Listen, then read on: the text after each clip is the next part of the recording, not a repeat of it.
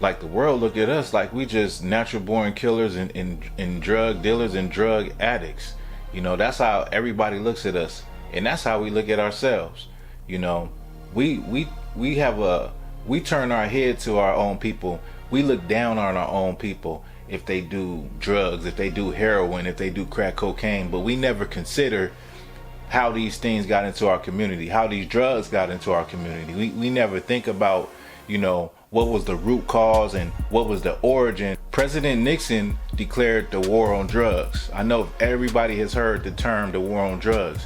The war on drugs was supposed to be about eradicating drugs from America, because supposedly there was this big problem with Americans using drugs. In 1994, one of his aides came out and said that it was not a war on drugs per se, but it was a war on black people, meaning they wanted to have a reason to be able to arrest black people, be able to raid black people homes and organizations. You have the Iran-Contra scandal under Ronald Reagan. America selling guns to Iran and funneling money to Nicaragua, who's funded by the cocaine trade, and this cocaine is coming to Los Angeles. You know, a brother by the name of Freeway Ricky Ross was getting his drugs by the carload from a informant that worked for the FBI and CIA, right? So it's easy to link how the drugs get into our communities. Black people don't have no planes, don't own no big ships and boats. We suffer from, you know, poverty and lack of opportunities. So when the drugs come, a brother see an opportunity in making money. And that's what happened when the drugs first came. Brothers seen opportunity to get rich. So brothers seen the opportunity, other black people got high. That was the beginning of the crack epidemic.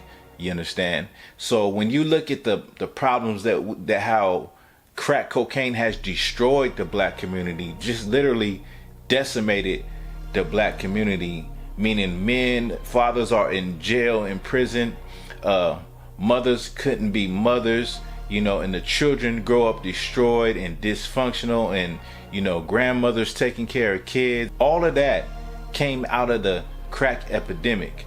I'm not saying we wasn't destroyed before, you know, because there's always been a psychological effect of trauma that has came through all the generations, originating with the worst trauma, a continual trauma of slavery.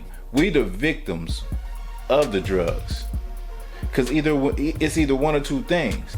I'm not saying it's okay to sell drugs. I'm not saying it's okay to be a drug addict, but I'm giving you the reason why drugs are prominent in the black community. Understand that all of this is by design.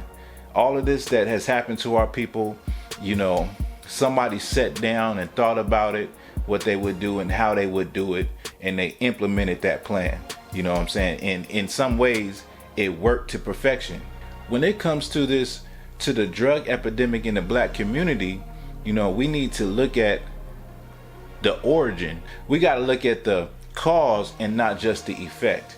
We got to look at, like, how did it start? We always want to look at the end result and blame the drug addict and the drug dealer. We never blame the person who orchestrated all of this.